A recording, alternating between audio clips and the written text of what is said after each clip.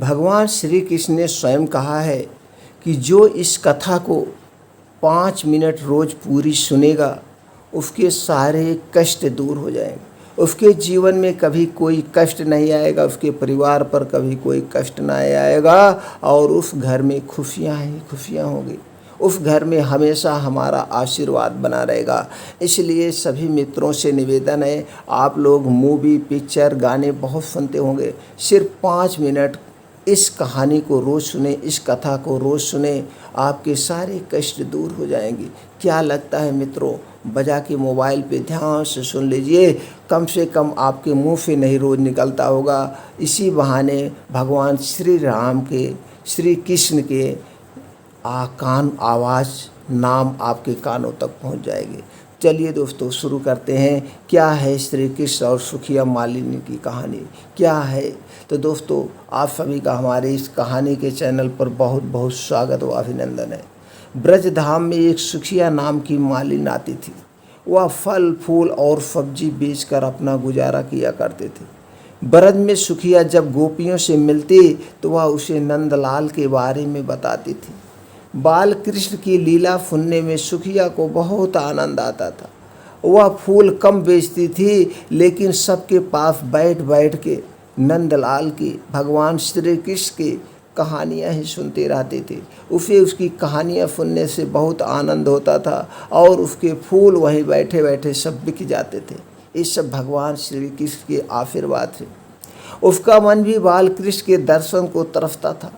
वह सोचती थी, जब कोई कहानी भगवान श्री कृष्ण के बारे में बताता था, वह सोचती थी एक दिन हमें भी भगवान श्री कृष्ण के दर्शन हो जाते तो मेरा जीवन धन्य हो जाता। सुखिया श्री कृष्ण को देखने के लिए घंटों तक नंद बाबा के महल के सामने खड़ी रहती थी, लेकिन उसे श्री कृष्ण के कभी दर्शन नहीं होते थे। भगवान श्री कृष्ण को अंतर्यामी हैं, उन्हें तो सब पता चल जाता है। जब उन्हें पता चला कि सुखिया उनकी परम भक्त है तो उन्होंने सुखिया को दर्शन देने का निर्णय लिया। अगले दिन सुखिया ने नंद महल के सामने आवाज़ दी, फल ले लो फल, फल ले लो फल, खूब जोर जोर से आवाज़ दी। और उस दिन उसके मन में था कि आज भगवान श्री कृष्ण हमें ज़रूर दर्शन देंगे।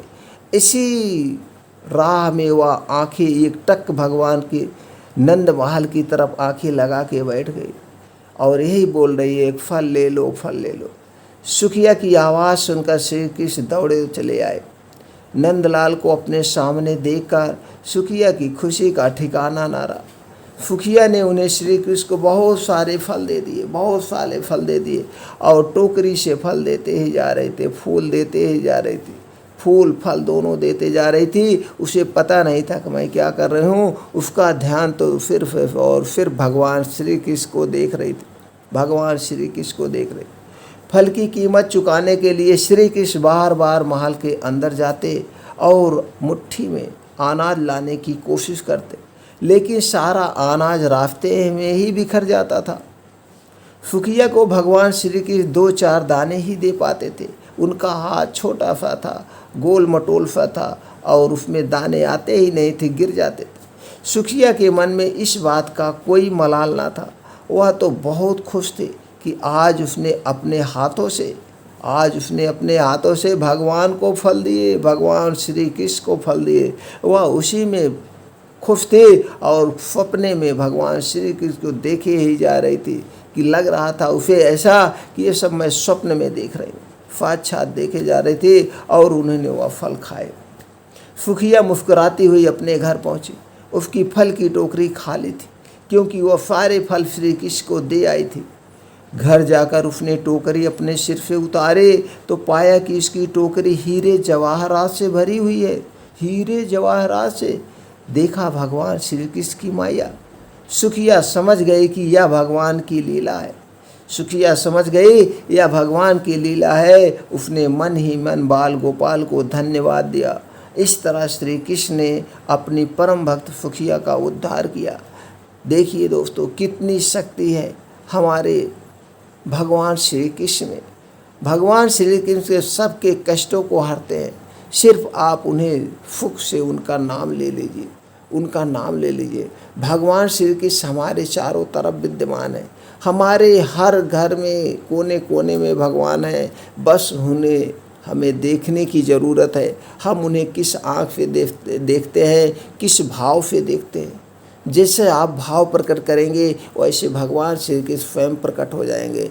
इसलिए दोस्तों, इस कथा को अगर आप नहीं पढ़ पा रहे तो कथा को 2 से 3 बार सुन लीजिए। भगवान का आशीर्वाद अपने आप मिल जाएगा और आपके घर के सारे कष्ट दूर हो जाएंगे, आपके परिवार के सारे कष्ट दूर हो जाएंगे और कभी धन दौलत की कमी नहीं होगी। तो मित्रों, एक बार आप लोग प्रेम से फिर बोल दीजिए, जय श्री कृष्णा, राधे राधे। जय श्री कृष्णा, राधे राधे। भगवान आपकी सारी मनोकामनाएं पूरी करें, यही हमारी इच्छा है दोस्तों। फिर मिलते हैं ऐसे ही भगवान श्री कृष्ण की और एक कहानी के साथ अगले वीडियो में।